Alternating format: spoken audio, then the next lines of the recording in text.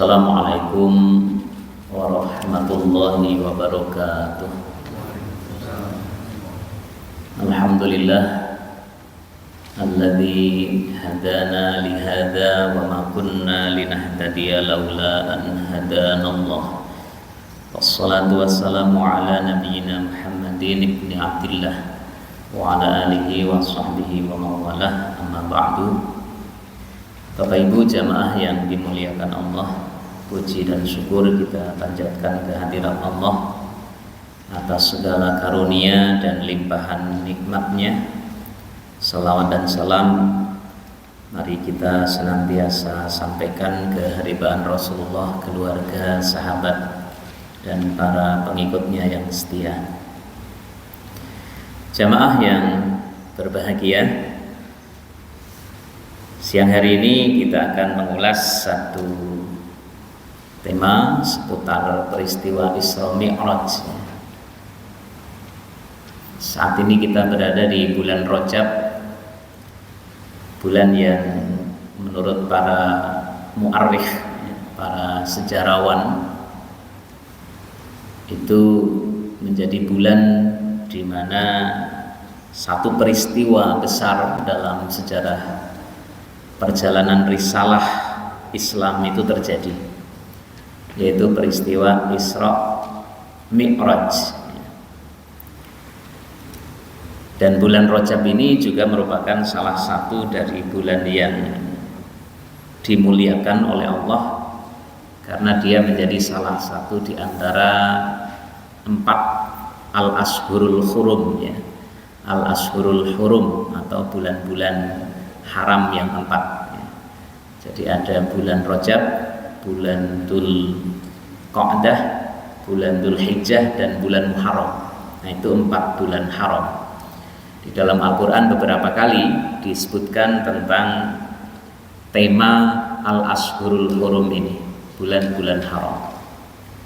Yang salah satu di antara kandungan makna dari bulan haram adalah bulan yang dimuliakan oleh Allah. Nah, di bulan Rajab inilah salah satu peristiwa besar di dalam sejarah risalah Islam terjadi, yaitu Isra Mi'raj, atau kalau mau disebut dengan pas itu sebenarnya Al-Isra wal Mi'raj gitu ya. Jadi karena itu dua hal yang tidak sama sebenarnya, tetapi satu paket begitu ya.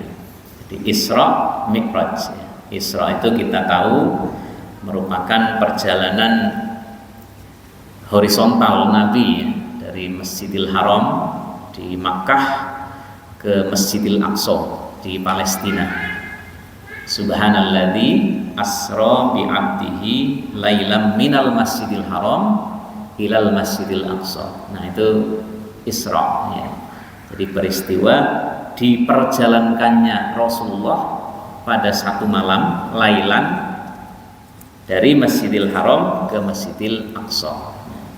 Nah, sementara Mi'raj adalah kelanjutannya. Setelah dari Masjidil Aqsa, kemudian Nabi melanjutkan perjalanan secara vertikal, ya.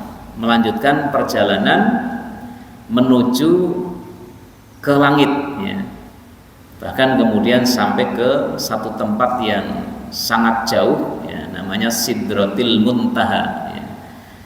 Dan itu disebutkan juga di dalam Al-Quran, ya, di surat An-Najm diantaranya itu, bahwa Nabi menempuh perjalanan yang jauh sampai Sidratil Muntaha, ya. Dan di sana beliau mendapatkan wahyu dari Allah Subhanahu wa Ta'ala untuk menunaikan ibadah sholat wajib 5 waktu, ya.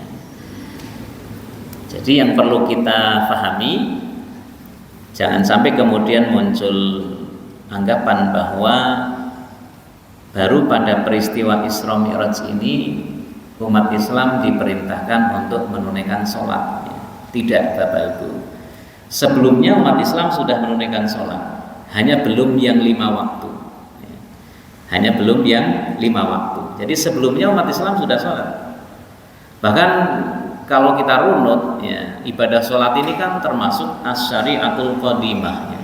Syariat yang sudah ditunaikan juga oleh para nabi terdahulu ya. Hanya mungkin tata caranya yang tidak sama dengan yang kita tunaikan ya.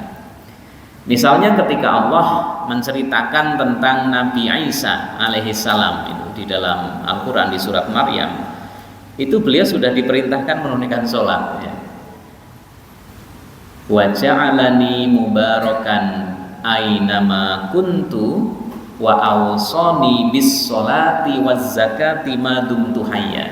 Ini perkataan Nabi Isa yang ada di surat Maryam. Wa ja'alani mubarakan ainama kuntu, dan Allah menjadikanku sebagai orang yang diberkati ya, dimanapun aku berada ya. Wa awsani, dan Allah mewasiatkan kepadaku, memerintahkan kepadaku bis sholati, untuk menunaikan ibadah sholat, waz zakati, dan zakat, madum tuhaya, selama aku hidup. Jadi sholat ini sudah ditunaikan oleh Nabi sebelum Rasulullah ya, Sallallahu Alaihi Wasallam, hanya ya syariatnya, tata caranya tentu tidak sama. Sebagaimana puasa, sebagaimana zakat juga demikian. Nah, jadi peristiwa Isra Mi'raj ini, wahyu yang diterima adalah wahyu perintah sholat wajib 5 waktu yang kita tunaikan sekarang ini: subuh, zuhur, asar, maghrib, isya. Sebelumnya umat Islam sudah menunaikan sholat ya. Sholat di waktu malam, kemudian sholat di waktu pagi dan petang ya. Bahkan Nabi sendiri kan ketika diperjalankan Isra itu ceritanya kan beliau lepas menunaikan sholat ya, di sisi Ka'bah begitu. Jadi umat Islam sudah mengenal sholat ya, hanya belum yang 5 waktu itu. Nah, jamaah sekalian yang dirahmati Allah, ada beberapa hikmah yang penting untuk kita renungkan ya, terkait dengan peristiwa Isra Mi'raj. Yang pertama adalah bahwa Isra Mi'raj adalah peristiwa nyata yang sangat dahsyat ya, melibatkan ruh dan jasad Nabi sekaligus. Jadi jangan muncul anggapan di dalam diri kita bahwa peristiwa Isra Mi'raj itu hanya perjalanan rohani ya. Tidak, Bapak Ibu, tapi itu peristiwa di mana Nabi diperjalankan jasad dan waruhan, jasad dan roh ya. Kalau hanya peristiwa rohani, waktu itu ketika Nabi menyampaikan terjadinya peristiwa ini, rasanya tidak akan menimbulkan kegemparan sampai ada sebagian yang kemudian berbalik kan. Ya, jadi di awal Nabi menyampaikan bahwa beliau telah menunaikan peristiwa yang sangat dahsyat, diperjalankan dari Mekah ke Palestina, bahkan naik ke langit. Kan banyak orang yang kemudian mencemooh. Bahkan ada diriwayatkan orang yang sudah masuk Islam pun kemudian ragu-ragu ya. Sampai-sampai kemudian Nabi memberikan gelar kepada Abu Bakar As-Siddiq, ini orang yang pertama kali langsung membenarkan apapun yang kau sampaikan, karena engkau adalah Rasulullah ya, aku menyaksikan, memberi persaksian bahwa itu adalah benar ya. Jadi kalau hanya dari sisi rohani tidak menimbulkan kegemparan. Nah, itu dalil juga sebenarnya ya. Jadi peristiwa Isra Mi'raj itu ruh dan jasad ya. Nah, terus kita bagaimana membayangkan Nabi itu melintasi 7 petala langit ya, yang kalau kita mengukur dengan ukuran ilmu sains gitu kan, jarak yang terbentang dari bumi ke langit, dari benda-benda angkasa itu sudah berapa jauhnya ya, bahkan kalau hitungannya sampai tahun cahaya gitu kan. Sementara kecepatan cahaya 1 detiknya saja 300 km gitu kan. Nah, kita tidak bisa membayangkan sampai ke sana, yaitu memang wilayah keimanan ya. Wilayah keimanan ya kita imani, karena itu memang bagian dari mukjizat Rasulullah Shallallahu Alaihi Wasallam. Banyak kaum kafir Quraisy yang menentang dan mencemoohnya, bahkan menyebut Nabi gila ya. Ya, karena mereka tidak bisa membayangkan perjalanan yang begitu jauh, wong dari Masjidil Haram ke Palestina saja waktu itu perjalanan menggunakan kendaraan waktu itu ya, kuda atau unta itu paling sampai setengah bulan gitu ya. Apalagi kemudian membayangkan Nabi melintasi langit, dan itu bolak-balik karena Nabi sudah tiba kembali di Mekah ya sebelum subuh tiba. Maka di dalam tafsir itu kan disebutkan salah satu makna lailan ya, asra bi abdihi lailan. Lailan itu menunjukkan sebagian dari waktu malam. Artinya perjalanan itu tidak menghabiskan seluruh malam gitu ya, hanya sebagian dari malam. Nah, maka yang kedua, peristiwa Isra Mi'raj itu menunjukkan kemuliaan Nabi sebagai Sayyidul Anbiya dan juga mukjizat baginya. Ya, Nabi diberikan kemuliaan di atas kemuliaan para nabi terdahulu. Para nabi terdahulu tidak mendapatkan mukjizat yang seperti ini. Bahkan di dalam peristiwa Isra Mi'raj ini kan diceritakan ya, Nabi menunaikan ibadah sholat ya, di Masjidil Aqsa ya. Mungkin secara rohani atau bagaimana, tapi itu diceritakan ya di dalam riwayat-riwayat tentang Isra Mi'raj, dan mengimami para nabi. Kemudian Nabi juga bertemu dengan Nabi Musa gitu kan di di langit. Itu menunjukkan bahwa Nabi akhir zaman ini sebagai Sayyidul Anbiya, Imamul Anbiya, Nabi yang paling mulia. Kemudian yang ketiga, sebagai penguat hati Nabi dalam mengemban risalah dakwah. Jadi ketika menjelang terjadinya peristiwa Isra Mi'raj itu, tekanan yang dihadapi Rasulullah kan luar biasa.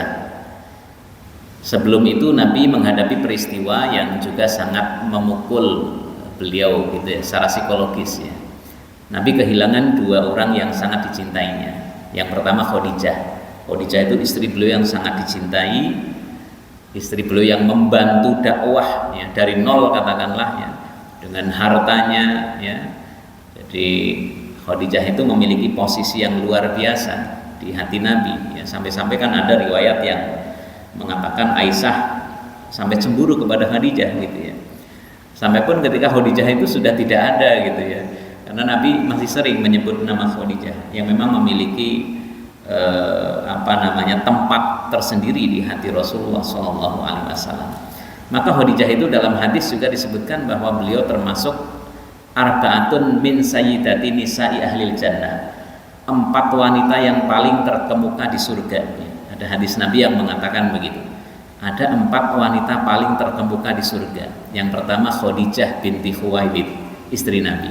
Kemudian Asiyah bintu Mazahim, istrinya Fir'aun. Asiyah ya, kalau istrinya Nabi Aisyah. Nah ini Asiyah ya. Kemudian Maryam binti Imran ya. Maryam ibunya Nabi Isa, dan Fatimah Az-Zahra, putri Rasulullah SAW. Itu 4 wanita pemuka ahli surga. Jadi Nabi kehilangan Khadijah, kemudian juga kehilangan paman beliau yang meskipun tidak mengikuti agama yang dibawa Nabi, tapi beliau sangat mendukung dan melindungi perjuangan Nabi, yaitu Abu Thalib. Beliau yang mengasuh Nabi dari kecil. Maka Nabi sebagai manusia biasa, ya selain sebagai Nabi dan Rasul, beliau manusia biasa juga seperti halnya manusia yang lain, tentu merasakan kesedihan.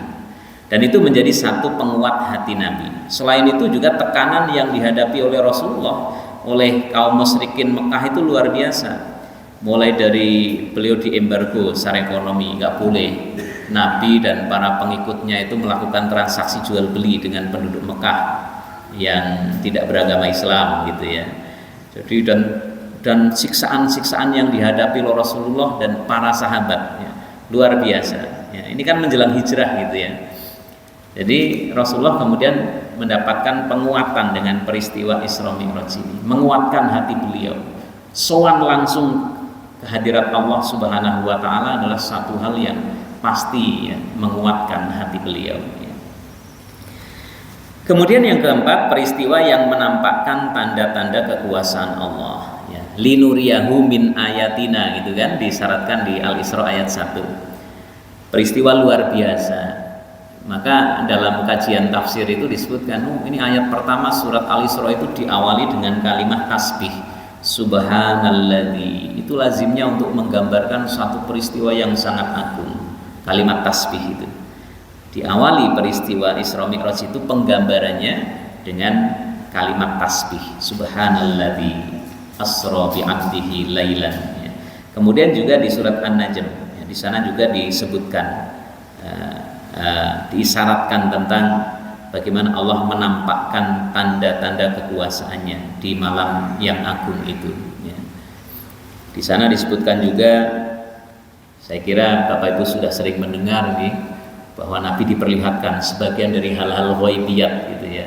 Nabi diperlihatkan neraka, diperlihatkan surga dan keadaan penghuninya ya.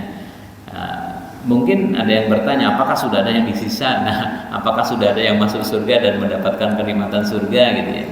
Yaitu penggambaran yang disingkapkan oleh Allah kepada Nabi, tidak harus itu sudah terjadi begitu, tapi itu disingkapkan tabir itu dan Nabi diriwayatkan melihat ya sebagian dari gambaran-gambaran keadaan penghuni surga, sebaliknya keadaan penghuni neraka.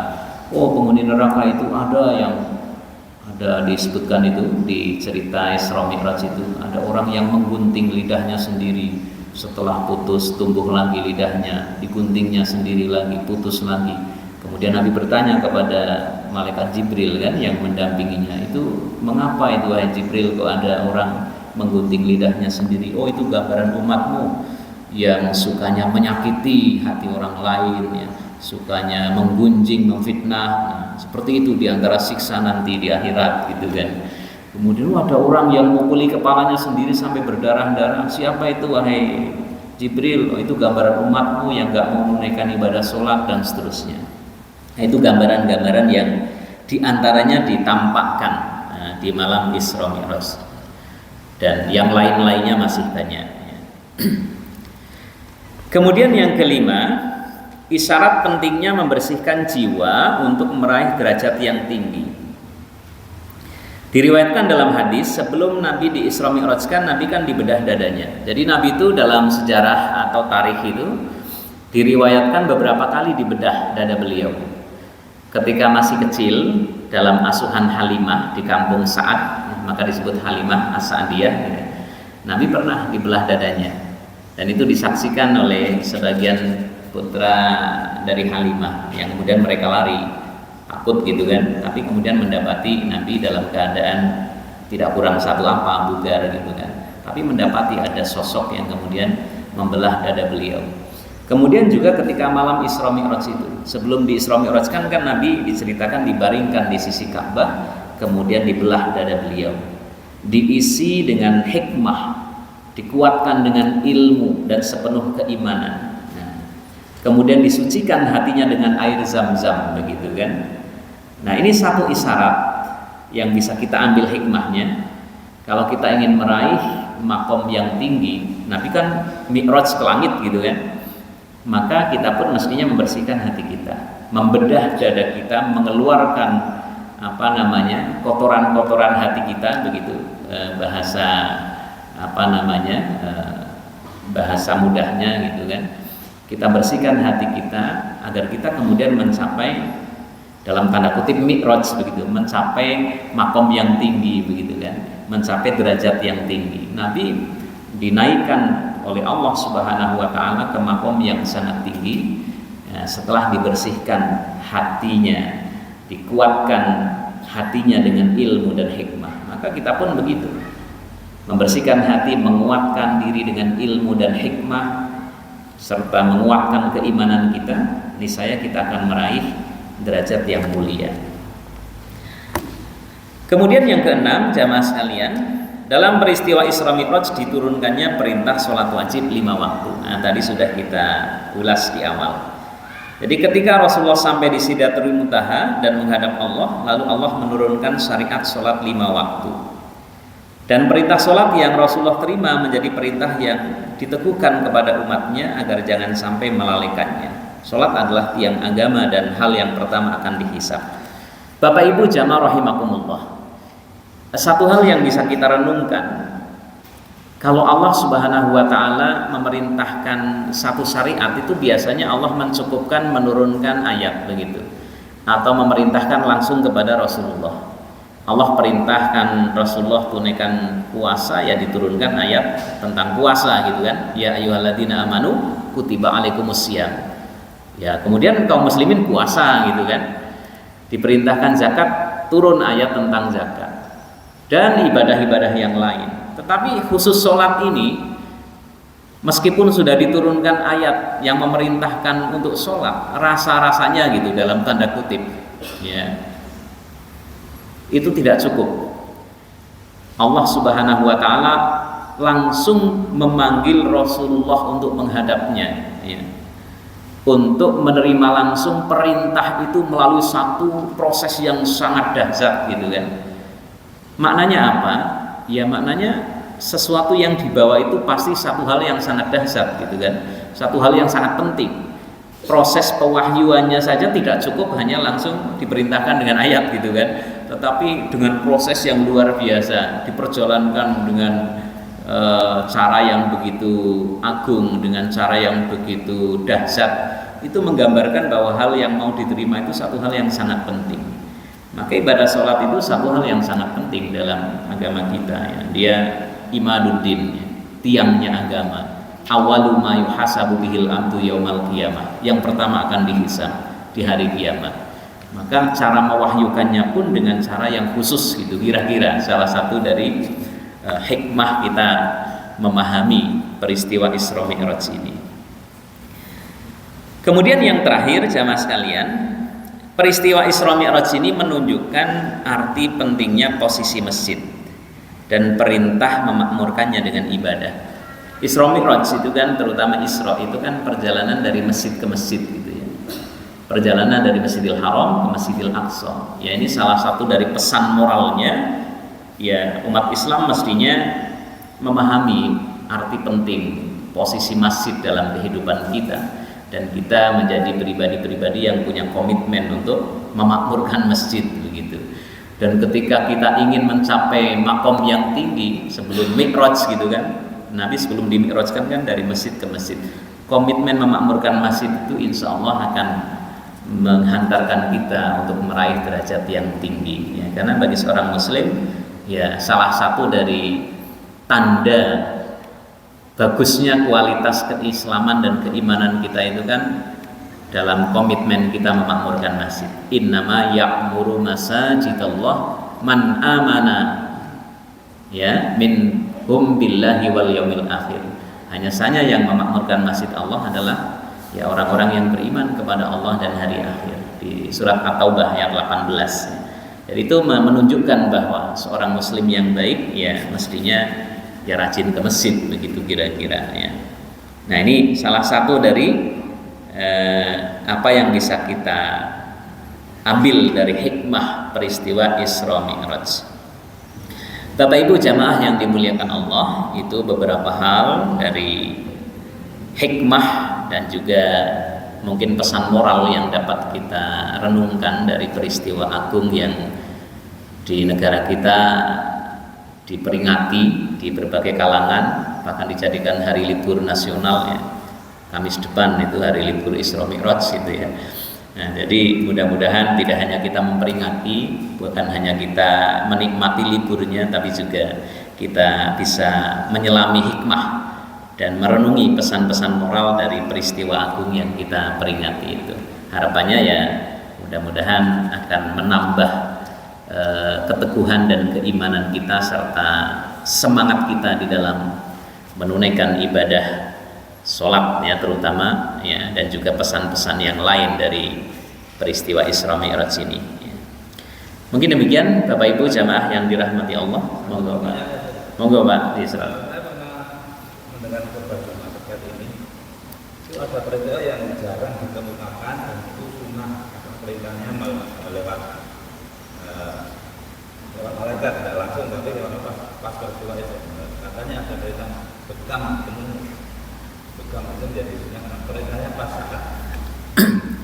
Iya, saya pernah mendengarnya juga Bapak. Oke, bekam, ya. Jadi, tapi ya ini kemudian nanti bisa didiskusikan lebih jauh gitu, ya. Ya, bekam itu bagian dari tata cara pengobatan yang memang di masa Nabi biasa dilakukan, bahkan tidak hanya di kalangan kaum muslimin, ya.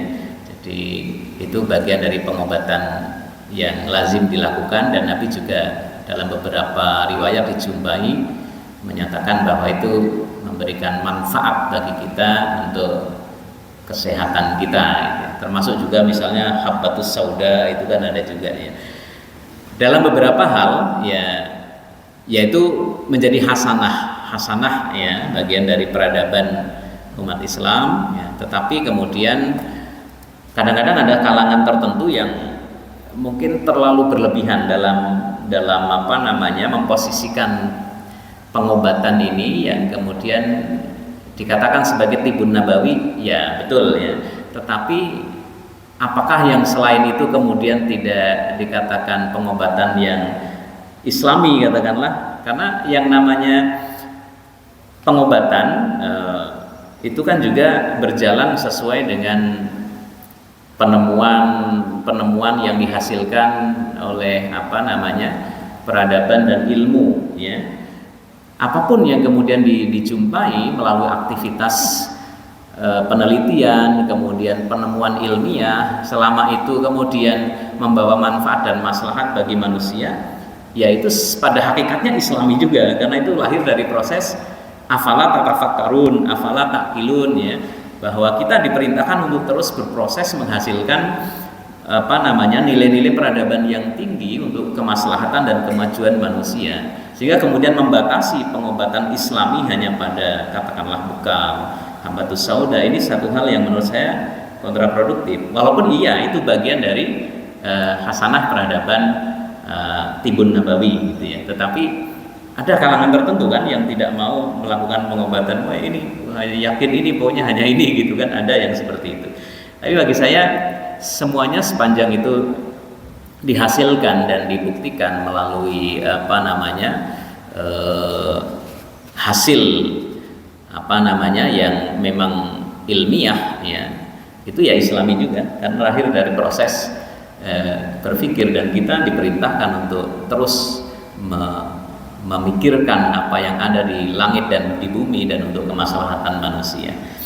Tetapi kalau tentang hadis itu, ya saya pernah mendengar Bapak ya, nan bekam ya, kemudian Nabi disuguhkan susu, ya ada juga itu ya. Jadi, tetapi kualitas hadis dalam rangkaian peristiwa Isra Mi'raj itu ada sebagiannya itu yang sahih, ada yang dhaif gitu ya. Jadi karena memang peristiwa Isra Mi'raj itu kan peristiwa yang tidak panjang, tetapi memang apa ya, kita katakanlah seperti melipat waktu begitu ya, dengan waktu yang sebentar itu disuguhkan dengan banyak hal yang kemudian disampaikan oleh Rasulullah SAW dalam berbagai riwayat. Tentu sebagiannya perlu dikaji apakah itu benar riwayatnya memang valid atau tidak. Tetapi hadis itu ada Bapak, saya pernah mendengar gitu ya. Mungkin itu Pak Cisron. Sampun Bapak Ibu, mudah-mudahan ada manfaatnya, kurang lebihnya mohon maaf. Hadanallahu wa iyyakum ajma'in. Wassalamualaikum warahmatullahi wabarakatuh.